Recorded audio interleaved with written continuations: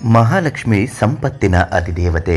ಈ ಮಂತ್ರಗಳನ್ನು, ಈ ಶ್ಲೋಕಗಳನ್ನು ಯಾರು ಭಕ್ತಿಯಿಂದ ಮನೆಯಲ್ಲಿ ಇಂತಹ ಸಮಯದಲ್ಲಿ ಪಠನೆ ಮಾಡುತ್ತಾರೋ ಸಂಪತ್ತು ವೃದ್ಧಿಯಾಗುತ್ತದೆ. ಮಹಾಲಕ್ಷ್ಮಿ ಅನುಗ್ರಹ, ಆಶೀರ್ವಾದ ನಿಮಗೆ ಯಾವಾಗಲೂ ಸಿಗುತ್ತದೆ. ಮಂತ್ರಗಳನ್ನು ಪಠಿಸುವುದು ಹಣದ ಸಮಸ್ಯೆಗಳನ್ನು ನಿವಾರಣೆ ಮಾಡಿಕೊಳ್ಳಲು ಸಹಕಾರಿಯಾಗಿದೆ. ಆದರೆ ಮಹಾಲಕ್ಷ್ಮಿ ಮಂತ್ರಕ್ಕಿಂತಲೂ ಮಹಾಲಕ್ಷ್ಮಿಯ ಚಾಲಿಸವನ್ನು ಹೆಚ್ಚು ಪರಿಣಾಮಕಾರಿ ಎಂದು ಹೇಳಲಾಗುತ್ತದೆ. ಈ ಚಾಲಿಸವನ್ನು ಪಠಿಸುವುದು ಹೇಗೆ?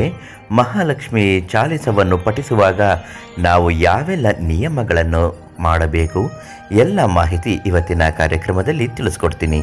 ಅದಕ್ಕಿಂತ ಮೊದಲು ನೀವಿನ್ನೂ ನಮ್ಮ ಅದೃಷ್ಟಧಾರೆ ಚಾನಲನ್ನು ಸಬ್ಸ್ಕ್ರೈಬ್ ಮಾಡಿಲ್ಲ ಅಂದರೆ ಮೊದಲು ಈ ಕೂಡಲೇ ಸಬ್ಸ್ಕ್ರೈಬ್ ಮಾಡಿ, ದಿವ್ಯ ದರ್ಶನ ಕಾರ್ಯಕ್ರಮಕ್ಕೆ ಒಂದು ಲೈಕ್ ಮಾಡಿ.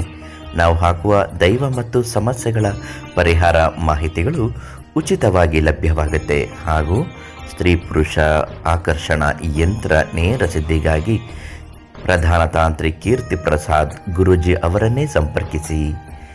ಧಾರ್ಮಿಕ ಗ್ರಂಥಗಳಲ್ಲಿ ಯಾವುದೇ ವಿಶೇಷ ಸಂದರ್ಭದಲ್ಲಿ ಸಂಪತ್ತಿನ ದೇವತೆಯಾದ ಲಕ್ಷ್ಮೀ ದೇವಿಯನ್ನು ಪೂಜಿಸುವುದು ಹೆಚ್ಚಿನ ಮಹತ್ವವನ್ನು ಹೊಂದಿದೆ ಎನ್ನುವ ನಂಬಿಕೆ ಇದೆ.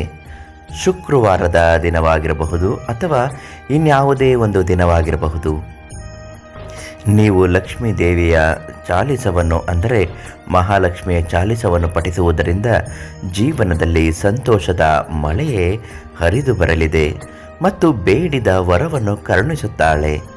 ಹಣದ ಲಾಭವನ್ನು ಪಡೆದುಕೊಳ್ಳುವುದಕ್ಕಾಗಿ ಹಾಗೂ ಮಹಾಲಕ್ಷ್ಮೀ ದೇವಿಯ ಆಶೀರ್ವಾದವನ್ನು ಪಡೆದುಕೊಳ್ಳುವುದಕ್ಕಾಗಿ ಮಹಾಲಕ್ಷ್ಮಿ ಚಾಲಿಸವನ್ನು ಪಠಿಸಲು ಕೆಲವು ನಿಯಮಗಳನ್ನು ಅನುಸರಿಸಬೇಕು. ಅದರ ಅನುಸಾರ ಲಕ್ಷ್ಮೀ ಚಾಲಿಸವನ್ನು ನೀವು ಬೆಳಗಿನ ಅಥವಾ ಮುಂಜಾನೆ ಸಮಯದಲ್ಲಿ ಮಾತ್ರ ಪಠನೆ ಮಾಡಿಕೊಳ್ಳಲು ಸೂಕ್ತವಾದ ಸಮಯವನ್ನು ನಿಗದಿ ಮಾಡಬೇಕು. ನೀವು ಈ ಮಹಾಲಕ್ಷ್ಮಿ ಚಾಲಿಸವನ್ನು ಪಠಿಸುವಾಗ ಬಿಳಿ ಅಥವಾ ಗುಲಾಬಿ ಬಣ್ಣದ ಬಟ್ಟೆಯನ್ನು ಧರಿಸಿ ಮಂತ್ರವನ್ನು ಪಠಿಸಿ. ನಂತರ ಒಂದು ಪೀಠದ ಮೇಲೆ ಕೆಂಪು ಬಣ್ಣದ ಬಟ್ಟೆಯನ್ನು ಹರಡಿ ನಂತರ ಅದರ ಮೇಲೆ ಲಕ್ಷ್ಮಿಯ ಚಿತ್ರವನ್ನು ಅಥವಾ ವಿಗ್ರಹವನ್ನು ಸ್ಥಾಪಿಸಬೇಕು. ಲಕ್ಷ್ಮೀ ದೇವಿಯ ಜೊತೆಗೆ ಗಣೇಶನ ಚಿತ್ರ ಅಥವಾ ವಿಗ್ರಹವನ್ನು ಇಡಬೇಕು. ಈ ಮಂತ್ರವನ್ನು ಪಠಿಸುವ ಮೊದಲು ಮನೆಯ ದೇವರ ಕೋಣೆ ಅಥವಾ ಪೂಜೆ ಮಾಡುವ ಸ್ಥಳ ಅಲ್ಲಿ ನೀವು ಮಹಾಲಕ್ಷ್ಮಿಯ ಫೋಟೋ ಅಥವಾ ವಿಗ್ರಹವನ್ನು ಇಡಬೇಕು. ಮಹಾಲಕ್ಷ್ಮಿ ಚಾಲಿಸವನ್ನು ಪಠಿಸಲು ಮೊದಲು ಲಕ್ಷ್ಮೀ ದೇವಿಗೆ ಕೀರು ಹಾಲಿನಿಂದ ಮಾಡಿದ ಕೀರನ್ನು ಅರ್ಪಿಸಬೇಕು ಹಾಗೂ ಲಕ್ಷ್ಮೀ ದೇವಿಯನ್ನು ಆರಾಧಿಸಬೇಕು.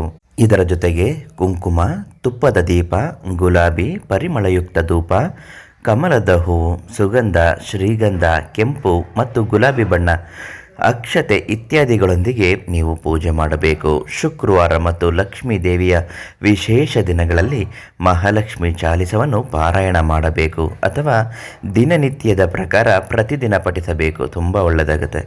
ಮಹಾಲಕ್ಷ್ಮಿ ಚಾಲಿಸವನ್ನು ಪಠಿಸುವ ಮೊದಲು ಲಕ್ಷ್ಮೀ ದೇವಿಯನ್ನು ಧ್ಯಾನಿಸಿ ಮತ್ತು ನಂತರ ಲಕ್ಷ್ಮೀ ಚಾಲಿಸವನ್ನು ಪಠಿಸಲು ಪ್ರಾರಂಭಿಸಬೇಕು. ಪೂಜೆಯ ನಂತರ ಪಾರಾಯಣ ಮಾಡಿ ಮತ್ತು ಅಂತಿಮವಾಗಿ ಲಕ್ಷ್ಮೀ ದೇವಿಗೆ ಆರತಿಯನ್ನು ಮಾಡಿ. ಲಕ್ಷ್ಮಿಯ ಕೃಪೆಗೆ ಮಹಾಲಕ್ಷ್ಮಿ ಚಾಲಿಸವನ್ನು ಪಠಿಸಲಾಗುತ್ತದೆ. ಮಹಾಲಕ್ಷ್ಮಿ ಚಾಲಿಸವನ್ನು ಈ ಎಲ್ಲ ನಿಯಮಗಳ ಪ್ರಕಾರ, ವಿಧಿವಿಧಾನಗಳ ಪ್ರಕಾರ ಪಠಿಸಿದಾಗ ಮಾತ್ರ ನಾವು ಅದರ ಪ್ರಯೋಜನಗಳನ್ನು ಪಡೆದುಕೊಳ್ಳಬಹುದು. ಹಾಗೂ ನಿಮ್ಮ ಜೀವನದ ಯಾವುದೇ ಒಂದು ಘೋರ, ಗುಪ್ತ, ನಿಗೂಢ, ಕಠಿಣ ಸಮಸ್ಯೆ ಏನೇ ಇದ್ದರೂ ಶಾಶ್ವತವಾದ ಪರಿಹಾರಕ್ಕಾಗಿ ಪ್ರಧಾನ ತಾಂತ್ರಿಕ ಕೀರ್ತಿ ಪ್ರಸಾದ್ ಗುರೂಜಿ ಅವರನ್ನೇ ಸಂಪರ್ಕಿಸಿ. ಉಚಿತವಾಗಿ ನಿಮ್ಮ ಎಲ್ಲ ಸಮಸ್ಯೆಗೂ ಶಾಶ್ವತ ಪರಿಹಾರವನ್ನು ತಿಳಿಸ್ತಾರೆ ಅಂತ ಹೇಳ್ತಾ ನಾಳೆ ಮತ್ತೊಂದು ಮಾಹಿತಿಯೊಂದಿಗೆ ನಿಮ್ಮನ್ನು ಭೇಟಿ ಮಾಡ್ತೀನಿ. ಧನ್ಯವಾದಗಳು.